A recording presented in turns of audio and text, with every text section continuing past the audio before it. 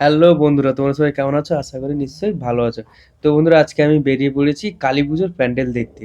তো চলো সবাই প্যান্ডেলগুলো কেমন হয়েছে দেখা যাক।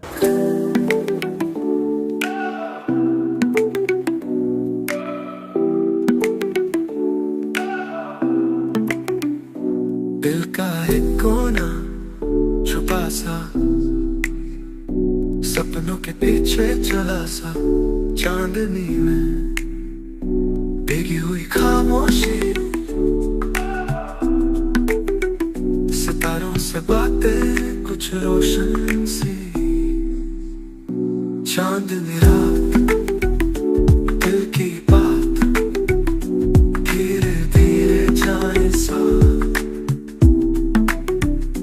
चांदनी रात दिल की बात दुनिया से दूर सपनों के पास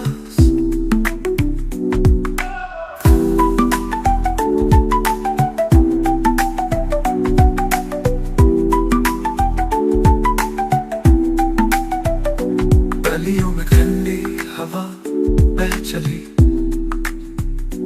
आंखों में कहानियां लिख रही एक पल में था सब कुछ सब कम हो गया फिर भी दिल